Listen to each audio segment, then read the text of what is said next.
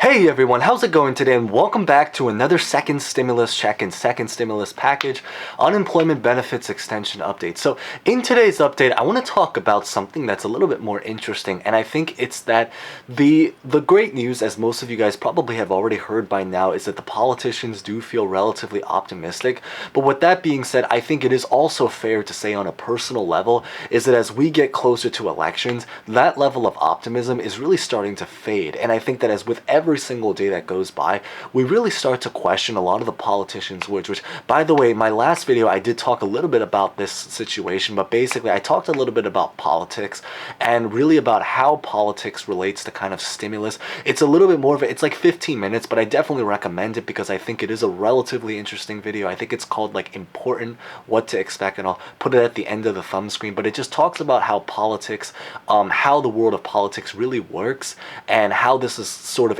influencing stimulus, and also about what we can expect in the future in just basically how politics is going to potentially impact stimulus talks once again.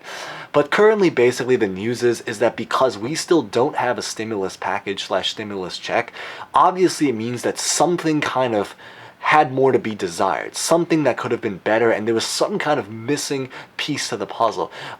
Even though, as most of you guys know, is that the great news is that we have come incredibly close.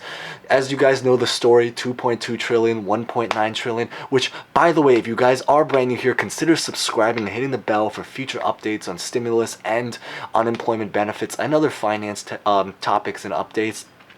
And consider smashing the like button if you can, because it's always greatly appreciated. And feel free to comment any questions, thoughts, especially when you guys think we're going to have the stimulus package, or if it's even going to come by elections, or really just in the next month, or anything really like that. But basically the idea is that obviously there is something that's missing from that piece of the puzzle that's really been holding up, and what really deep down happened the last couple of months, why to this day we still don't have stimulus. And that's what I really want to explore in this video. So really, the fast answer why we really have struggled to get stimulus to this day has really just been because of politics. That's really the one word that sums it up. But there is a little bit of a much more in-depth reason, and I'd love to hear your guys' opinions, or maybe feel free to comment who you think is most to blame for why we don't have stimulus to this day. But basically, there's a little bit more of a discrete reason, and there's a little bit more of a concrete reason, but they're both like much more in-depth, specifically within politics.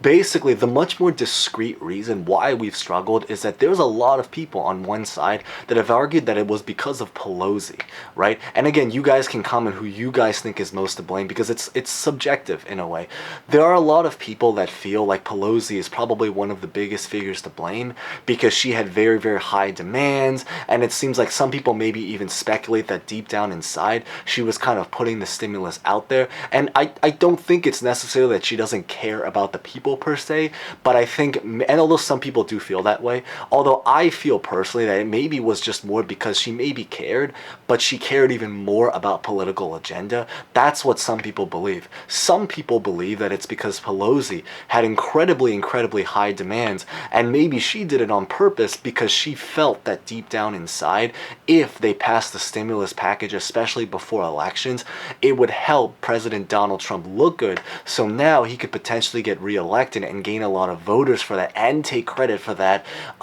by elections, which is crazy to think is literally 1 week away, which is so crazy to think. Now, there are also some people that actually believe it's Trump's fault, because they actually think that, first off, is that if Trump handled the pandemic better, maybe we wouldn't even need a second stimulus package to begin with. But also some say that maybe Trump was the one playing a lot of political games, because he was the one that basically would tweet, as you guys probably know, which, once again, subscribe if you guys are brand new and haven't done so already. But basically, it was known that, for the last couple of weeks, he was playing a lot of Twitter games. One day we're going to have a stimulus, the next day we won't have a stimulus, the next day it's going to be generous, the next day he's going to sign an executive order, and all sorts of different things that have happened. And I talk a little bit about that in my last video, once again, the one that's called like Important What to Expect, because it talks about the nature of politics to really explain what happened there. Now, while that stuff is a lot more speculated, and you kind of just have to just guess based on what we do know and what you guys think about these politicians, the part that is actually a lot more objective, and the part that we actually do have a lot of proof about it is actually really about the Senate Republicans. And I never like to put blame on a certain party, but really speaking objectively, at the end of the day, if you think about the last couple of months,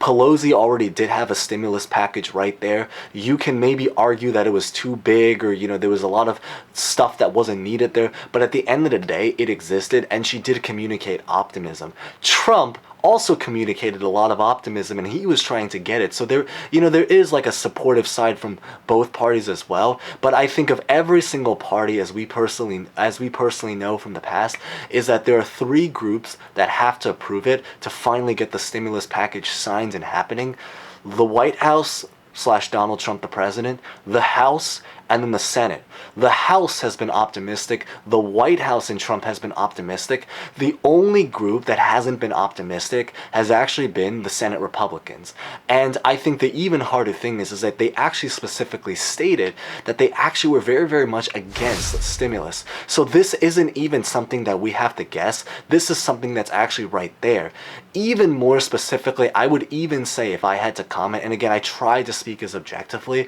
is that probably the biggest person, if I had to say, is really Mitch McConnell, because he has probably been the number one person that has kind of been the voice for the Senate Republicans. He has been basically against all of the big stimulus packages. That is the reason why he literally wrote a skinny bill that he probably knew wasn't going to pass, but he kind of wrote it anyway just because of aesthetic-based reasons. And I think also another big thing why, and I feel terrible about what really ended up happening, I think all of us do in a way too, is because the sad thing is I think one of the reasons that Mitch McConnell has so much power to basically just directly say no, and he doesn't even have to guess, he can just be straight about it, is because he's actually the only person of all of the many politicians that actually is not up for re-election, in the sense that he is up for re-election, but his position is not really in danger. And it's really, and the real reason is because he truly lucked out because he is from Kentucky.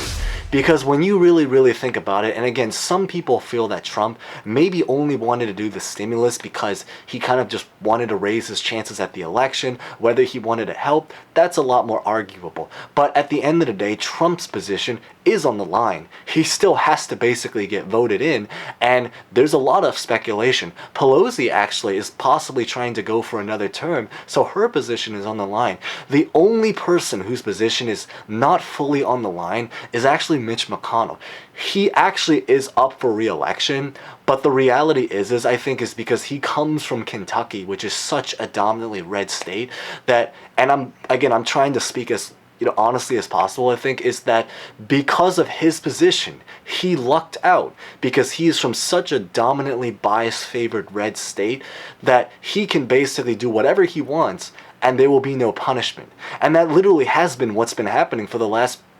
years and years with Mitch McConnell inside of the White House. I am so convinced he can drop a bomb, start a war, kill people, he can just do something crazy, and I almost guarantee you he will still be voted in again until people actually wake up and maybe the suffering truly gets to a certain level. And I feel like it already has. Like, that's the crazy thing is, but McConnell is actually still leading inside of the polls. And then really it kind of leads on to the next reason why we really struggled to gain approval, and what we really needed was really because of focus. Because I think that after the Ruth Bader Ginsburg, story about trying to get the Supreme Court Justice, Amy Coney Barrett, which by the way, she finally was officially sworn in yesterday, which is the crazy thing is, but it does relate to it because a lot of people do say is that if Ruth Bader Ginsburg was still here today and there wasn't as much of an urgency to kind of replace a Supreme Court justice, they probably would have had more time to finally approve and do the stimulus.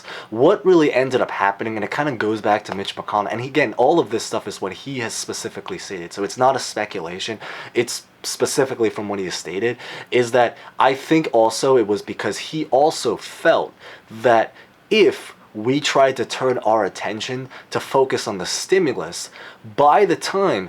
would goes by and passes, there is a chance that Trump could potentially lose the election And if that ends up happening, it might make it even more difficult now to try to confirm the Supreme Court justice and try to make it as conservative and Republican as possible. And I think that how this really relates, the long story short is that the sad thing is that